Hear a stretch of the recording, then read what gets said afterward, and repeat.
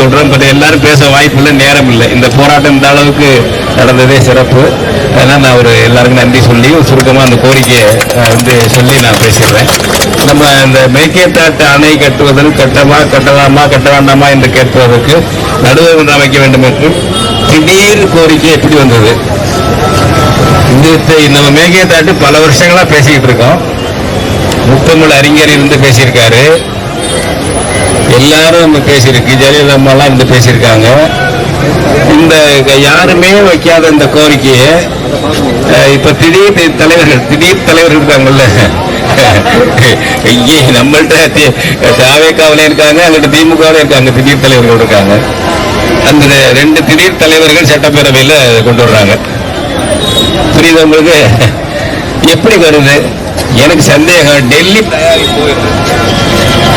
டெல்லி ஏற்கனவே தயாரித்து கொடுத்து விட்டதோ, இது போல செய்யுங்க, இந்த கன்னடனுக்கு சாதகம் பண்ணணும், தமிழனுக்கு பாதகம் பண்ணணுங்கிறதான் டெல்லி ஏகாதிபத்தியத்தின் நிரந்தர கொள்கை லட்சியம். ஏன்னா இந்த தீர்மானத்தை மேகேதாட்டை பத்தி சொல்லாம ஒரு தீர்மானத்தை அவர் படிச்சு முடிக்கிறார் விஜய் முதலமைச்சர். உதயநிதி எழுந்திருந்து சொல்றாரு, முக்கியமான ஒன்று விடுபட்டு போச்சு, இது போல மேகேதாட்டு கட்டலாமா வேண்டாமா என்பதற்கு தீர்ப்பு சொல்ல நடுவர் மன்றம் அமைக்க வேண்டும். இது 4/3/2026 அன்று எங்கள் திமுக அரசு டெல்லிக்கு கடிதம் எழுதிவிட்டது என்று சொல்கிறார். அப்ப உடனே விஜய் என்ன சொல்றாரு? ஆமா விடுபட்டு போச்சு, நான் 26/5/2026 இந்த கோரிக்கையை சொல்லிட்டேன், டெல்லியில அதிகாரிகிட்ட பேசிட்டேன். நேரலை பார்த்தவங்களுக்கு சில பேர் கவனக்குறைவா இருந்திருப்பீங்க, விட்டுருப்பீங்க, கவனிச்சிருக்க மாட்டீங்க. அன்னைக்கே அதை சொல்றாங்க. அப்படின்னா திமுக முன்கூட்டியே கொடுத்திருக்க இந்த மனுல நடுவர் மன்றம் வைக்கணும்னு அதிகாரப்பூர்வமா எழுதியிருக்கிறாங்க. ரெக்கார்ட்ல நமக்கு தெரியல, அவர் சொல்றாரு. அதையே தேர்தலில் பேசவில்லை, தேர்தல் காலத்தில் பேசவில்லை, தேர்தல் காலத்துக்கு பிறகும் அதை ஏன் பேசல? அதுபோல தீர்மானம் முன்மொழியும் பொழுதும் அதை சொல்லல. எப்படி விடுபட்டு போயிடும்? அடுத்தது விஜய் நான் 26ஆம் தேதியே பேசிட்டேங்கிறாருங்க. முதலமைச்சரா ஒரு 15 நாள் 16 நாள் தான் இருக்கும். மே 10ஆம் தேதி முதலமைச்சரா வர்றாரு. 26ஆம் தேதி மேகேதாட்டுக்கு நடுவர் மன்றம் போடணும்னு நான் பேசிட்டேன்னு சட்டசபையில பேசுறாருங்க. எப்படி இந்த முடிவுக்கு வந்தாரு? யாரை கலந்தாரு? அப்பதான் சொல்றேன், டெல்லி எஜமானர்கள் தயாரித்து கொடுத்திருப்பார்கள் இந்த திட்டத்தை என்று ஒரு இதா இருக்கு. இதை உண்மையை உடைக்கிறதுன்னா அதிமுகவுடைய பொதுச் செயலாளர் எடப்பாடி பழனிசாமி தான் சொல்லணும். மௌனம் கேட்க கூடாது. அவரு இந்த தீர்மானம் கொண்டு வந்த ப்ராசஸ் வழிமுறை சரியில்லைன்னு சொல்றாரு. இந்த தீர்மானத்தின் பின்னால் உள்ள சதியை சொல்ல தகுந்தவர் அவருக்கு தெரிந்திருக்கலாம். எனவே எடப்பாடி பழனிசாமி தான் இதை பத்தி சொல்லணும். இந்த மாதிரி ஒரு கொடுமை நடக்குதுங்க. தேர்தல் காலத்துல 4ஆம் தேதி மார்ச் 4ஆம் தேதி தேர்தல் பிரச்சாரத்தில் அதை கொண்டு வந்திருக்க வேண்டியது திமுக. இவ்வளவு மூடி வச்சு கழுத்து இருக்கிறது, தமிழன் தமிழச்சியை கழுத்து எடுக்கிறது இல்லையா? இது சாதாரண இல்லையா? மேகேதாட்டில் வாங்கினா கட்டிட்டான்னா ஒரு சொட்டு தண்ணி வராது.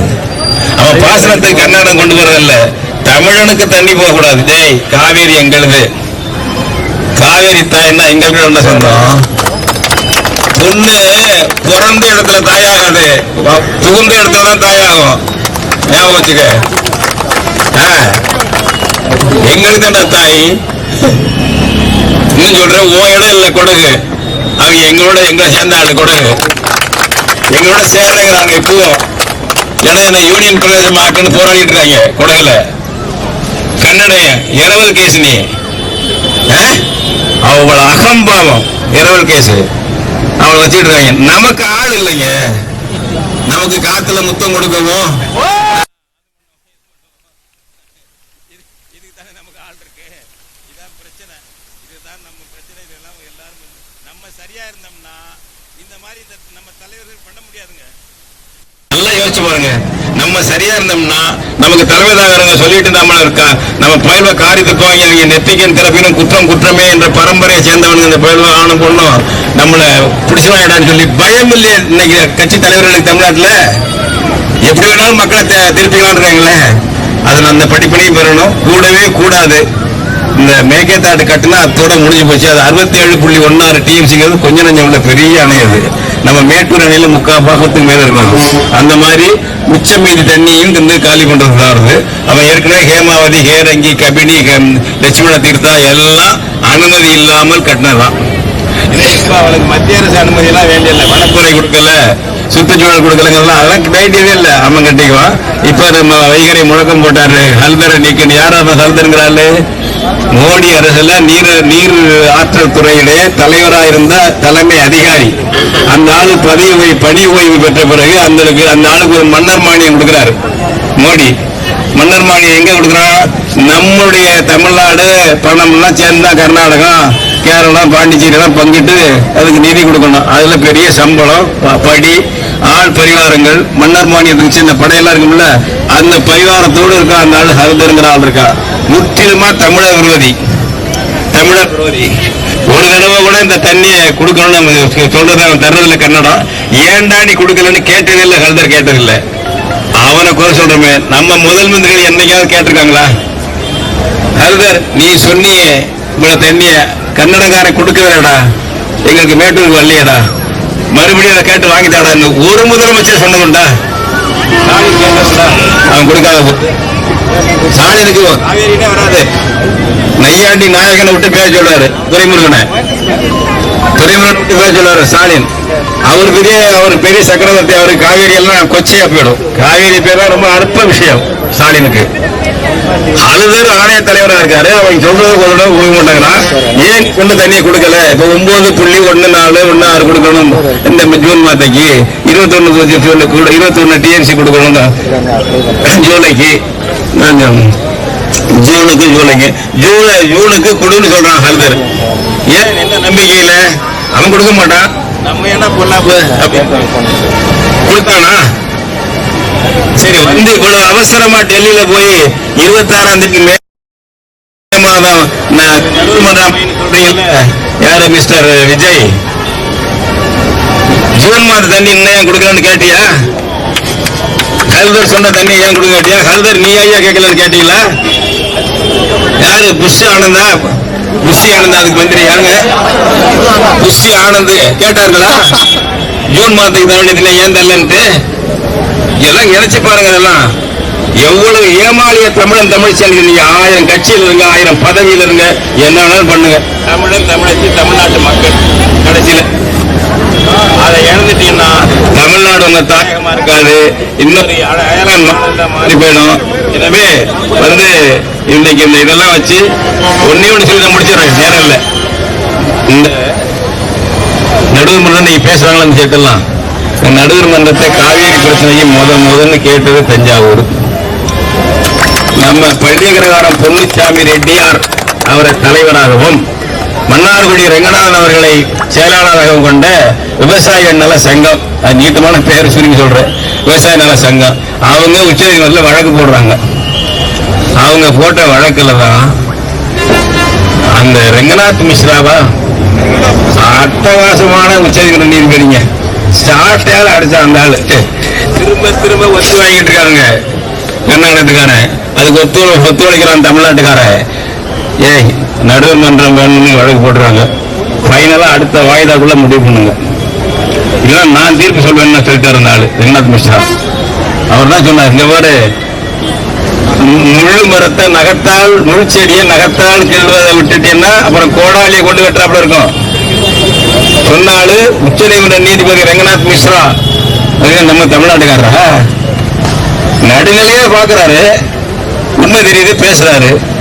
அடுத்த வாய்தாக்குள்ள நீ கொடுக்கணும், இல்லைன்னா நான் போடுவேன்ட்டாரு நடுவர் மன்றம்.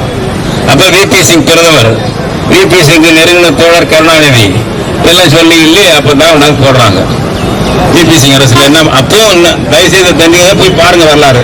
அப்பவும் மறு வாய்தா வருதுங்க, இந்த கெடு போட்ட வாய்தா வருது.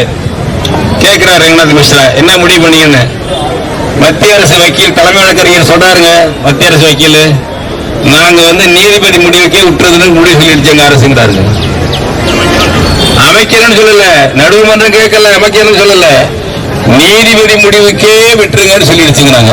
இங்க என்ன பிரச்சாரம் பண்ணாங்க திமுகவில், கருணாநிதி எல்லாம் என்ன சொன்னாங்க, விபி சிங் போட்டாரு, விபி சிங் போட்டாரு. VP சிங் ரெக்கார்டு எடுத்து பாரு, government of India VP Singh அரசு சொல்லுது, மேன்மிகு நீதிபதியினுடைய முடிவுக்கே விட்டு விடுகிறோம். ஏன் கன்னடம் பொல்லாப்பு வேண்டாம், தமிழ் பயிர்கள் பொல்லாப்பதான் மாத்திக்கலாம். கங்காணி நிறைய இருக்காங்களே, தமிழ் பயிர்களை வளைச்சு கொண்டு மந்தையா கொண்டு வந்தாங்க தலைவர்கள் இருக்காங்களே, பல கட்சி தலைவர்கள். அதனால அதை பத்தி அவனுக்கு பயம் இல்லை. காங்கிரஸா பாஜகவா கன்னட கட்சியா அங்க வேறுபாடு இல்ல, ஒன்னா இருப்பான் இனத்துக்கு. சித்தராமையா அதை சொன்னாரு. சித்தராமையா சொன்னார் மேகதாட்டு பற்றி நிபுணர் கேட்டாங்க, நாங்க எல்லாம் ஒன்னா தீர்மானம் போட்டோம்னு சொல்லும்போது உங்களுக்குள்ள வேறுபாடு பத்தி பாஜக நீங்க கலந்து வித்தியாசம் பேசிக்கல, ஒன்னா போட்டீங்களான்னு கேட்கிறாங்க நிருபர்கள். சட்டசபை கூட்டம் முடிஞ்ச கர்நாடகத்துல தண்ணீர், நிலம், மொழி மூன்றிலும் எங்களுக்குள்ள எந்த கட்சிக்கு அறையில வேறுபாடு கிடையாது, ஒன்னா தான் பேசணும்னாரு. உண்மையா இருக்காங்க, உண்மையா பேசுறாங்க. இங்க பாருங்க, ஒரு காவேரி தீர்ப்பா காவேரி தண்ணீர் கெடுக்கிறதுக்கு மேகதாட்டு இந்த புதுசா அந்த சொல்ல வந்ததுதான். அந்த நடுவர்மன்றம் எப்ப தீர்ப்பு சொன்னச்சா VP சிங் போட்டது உச்ச நீதிபதி வச்சுதான் போட்டாங்க, பெரிய பெரிய ஆட்கள் வச்சு 90 போட்டாங்க. 91 ஜூன் 25 இடைக்கால தீர்ப்பு செயல்படுத்தல. 205 361 தீர்ப்பு வந்திருந்தது 25 குறைச்சாங்க. அவரை 207 பிப்ரவரி 5 போட்டான் இறுதி தீர்ப்பு. 90 அமைச்சு 207 இறுதி தீர்ப்புங்க முடியாது நிறைவேற்றல. இன்னைக்கு ஒரு நிறைவேற்றல. அதை உச்ச நீதிமன்றம் பார்த்து ஏதோ போயிட்டு போட்டிருக்கு. உச்ச நீதிமன்ற தீர்ப்பா இன்னைக்கே தவிர நடுவர் மன்ற தீர்ப்பு செயலில் இல்லை. அந்த நடுவர் மன்றத்தை எவ்வளவு சட்டம் பண்ணல. இந்தியாக்காரன் அந்த நடுவர் மன்றத்தை செயல்படுத்த முன்வரவில்லை. தமிழன் அழிஞ்சா சரிங்கிறவன் தான் இந்தியாக்காரன். அப்படி அனுபவம் தமிழன் தமிழச்சிக்கு இருக்கும் போது நீ மேகேதாட்டுக்கு போய் ஒரு இதா போடுறிய, என்ன அர்த்தம்? மேகேதாட்டுக்கு போய் ஒரு நடுவர் மன்றம் கேட்கிற என்ன அர்த்தம்? ஆக எங்களுக்கு காவேரி வேண்டாம், எங்களுக்கு கரன்சி தான் வேணும்னு சொல்றீங்களா மறைமுகமா சட்டசபையில? இது கடுமையா எதிர்க்கணும். இன்னைக்கு தமிழ்நாடு முழுக்க உள்ள பிரச்சனை காவேரி டெல்டா பிரச்சனை மட்டுமல்ல. 12 மாவட்டங்களுக்கு பாசன நீர், 22 மாவட்டங்களுக்கு குடிநீர் இருக்கிற ஒரே ஒரு சொல்லிக் கொள்ளத்தக்க ஆறு நமக்கு காவேரி தான். பாலாற்ற பிடிக்கிட்டாங்க. வெள்ளக்காரன் போன உடனே இந்தியாக்காரன் வந்த உடனே பிடிக்கிட்டான் பாலாற்ற. தென்பெண்ணை பாலைவனமாக்கிட்டானுங்க. இருக்கிற ஒன்னே ஒன்று இதுதான். எது இருக்கிற ஒன்னே ஒன்று காவேரி தான். அது முடி உண்டு. அவங்க 1972 அந்த அம்மா ஃபேக்ட் ஃபைண்டிங் கமிட்டின்னு போடுச்சு இந்திரா காந்தி உண்மை அறியும் குழு. அதாவது மேட்டூர் அணை 1934 திறக்கப்பட்டு 84 50 ஆண்டு முடிவு. இந்த 50 ஆண்டுகள்ல எவ்வளவு தண்ணி வச்சுன்னு கணக்கெடுத்தாங்க. 162.5 TMC ஒரு வருஷத்துக்கு வந்துருங்க. 1934 சராசரியா 1934 84 50 ஆண்டு சராசரி. அவங்க போட்டது யாரு? ஃபேக்ட் ஃபைண்டிங் கமிட்டி சொன்னது. நம்ம சொன்னதுல மத்திய இன்னைக்கு உச்ச நீதிமன்றத்தில் என்ன சொல்லியிருக்கான்? 177.25 TMC. நடுவர் மன்ற இடைக்கால தீர்ப்புல 205, அவனே இறுதி தீர்ப்புல 192. அதையும் குறைச்சா உச்ச நீதிமன்றம் 177.2 TMC. அதையும் தர முடியாதுங்கிறான். நமக்கு வீரம் இருக்கா, மானம் இருக்கா, ரோஷம் இருக்கான்னு பார்த்து நம்மளே தடை பார்த்து வேண்டியிருக்கு அமைச்சர். ஆமா, நம்ம ஒன்னா நின்று போராடணும்னா நம்ம புரோக்கர் தலைவர்கள்லாம் இப்படி பேச முடியுமா? தமிழனுக்கு எதிராக பேசுறா கட்சியாது எனக்கு தமிழ்நாடு தாண்டா, விவசாயம் தாண்டா, என் காவிரி தாண்டா என்று பேசக்கூடிய மரபு உன் தாத்தா, உன் பாட்டை, உன் பாட்டி பேர்ல உறுதியீடு. உன்னுடைய கரிகால் பெருமளத்தால் பேர்ல உறுதியீடு. சேரன் செங்குட்டுவன் பேர்ல உறுதியீடு. பாண்டியன் நெடுஞ்செழியன் பேர்ல உறுதியீடு. பரபரை. எனவே மேகேதாட்டு நடுவர் மன்றம் வர வேண்டாம். மேகேதாட்டு கட்டக்கூடாது என்ற இந்த போராட்டத்தில் இன்றைக்கு தஞ்சையில் நடந்திருக்கிறது நகரடி போராட்டம். அடுத்து இந்த போராட்டம் தமிழ்நாடு முழுக்க பரவ வேண்டும். எல்லா இடங்களிலும் நாம் கலந்து கொள்ள வேண்டும். அது முடிவு தீர்வு வரை போராடுவோம். காவிரியை மீட்கும் வரை தொடர்ந்து ஒன்றாக இருந்து போராடுவோம். அனைவருக்கும் கலந்து கொண்ட அனைவருக்கும், தலைவர்களுக்கும், நண்பர்களுக்கும், தோழர்களுக்கும், மகளிருக்கும், அனைவருக்கும் நன்றி வாழ்த்துக்கள்.